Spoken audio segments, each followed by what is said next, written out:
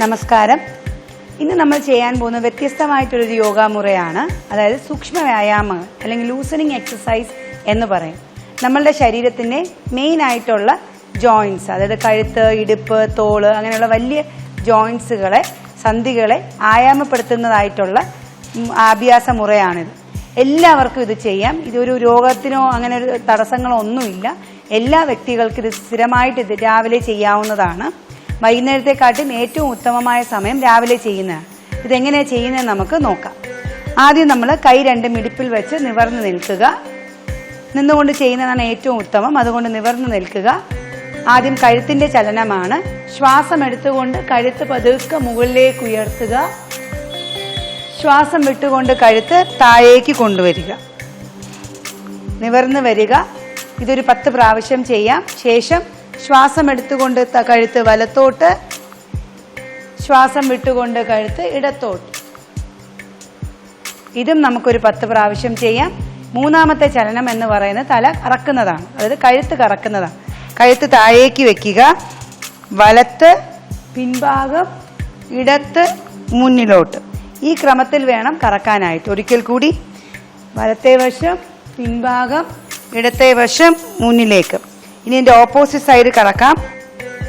ഇടത്ത് പിൻഭാഗം, വലത്ത് മുൻവശം.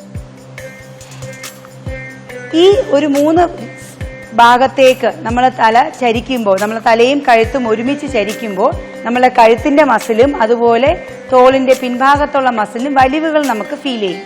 ആദ്യമായിട്ട് ചെയ്യുമ്പോൾ ചെറിയൊരു വലിവ് നമുക്ക് തോന്നും. കാര്യമാക്കണ്ട, സ്ഥിരമായിട്ട് ചെയ്യുക. ഇത് ചെയ്യുന്നത് കൊണ്ട് നമുക്ക് കഴുത്ത് വേദനയും അതുപോലെ തോള് വേദനയും വരാതെ നമുക്ക് നോക്കാൻ പറ്റും. ഇനി നമുക്ക് കഴുത്ത് വേദനയും തോള് വേദനയും ഉള്ള വ്യക്തികളാണെങ്കിൽ അവർക്കും ഇത് ചെയ്യാം. പക്ഷേ കഴുത്ത് കറക്കുന്ന ആ ഒരു ചലനം ഒഴിച്ച് ബാക്കി എല്ലാ ചലനങ്ങളും ചെയ്യാവുന്നതാണ്. അപ്പോൾ കഴുത്തിന്റെ ചലനം നമ്മൾ ചെയ്തു കഴിഞ്ഞു. ഇനി അടുത്തത് തോളിന്റെ ചലനമാണ്. അപ്പം അതിന് പതുക്കെ നമ്മളുടെ 2 കൈയും തോളിൽ വയ്ക്കുക. സമാസമം വച്ചതിന് ശേഷം കൈമുട്ടുകൾ ചേർത്ത് കൊണ്ടുവരണം. ഇനി പതുക്കെ നമ്മൾ കൈ കറക്കുക. മുകളിലോട്ട്, പിന്നിലേക്ക്, ഫ്രണ്ടിലോട്ട്. മുകളിലോട്ട്, പിന്നിലേക്ക്, മുന്നിലോട്ട്. ഇതേപോലെ തിരിച്ച് പിറകില്, മുകളില്, മുന്നിലോട്ട്. പിറകില്, മുകളില്, മുന്നിലേക്ക്. ഇനി പതുക്കെ 2 വശത്ത് കൈ കൊണ്ടുപോവുക. കൈ പതുക്കെ താഴ്ത്തിയിടുക. അപ്പോൾ നമ്മൾ തോള് കറക്കിയപ്പോൾ നമുക്ക് എവിടെയൊക്കെയാണ് വലിവ് ഫീൽ ചെയ്തത്? നെഞ്ച് ഭാഗം, അതുപോലെ തന്നെ മുതുകിന്റെ പിൻഭാഗം.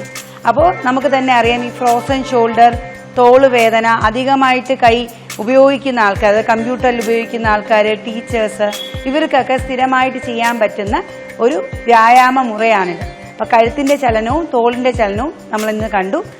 ഇത് നമ്മൾ ആരൊക്കെ ചെയ്യണമെന്ന് നമ്മൾ അറിഞ്ഞു കഴിഞ്ഞു. അപ്പോൾ റെഗുലറായിട്ട് ഇത് പ്രാക്ടീസ് ചെയ്യുക. എല്ലാവർക്കും ചെയ്യാവുന്നതാണ്. ഒരു നിശ്ചിത സമയം ഇതിലില്ല.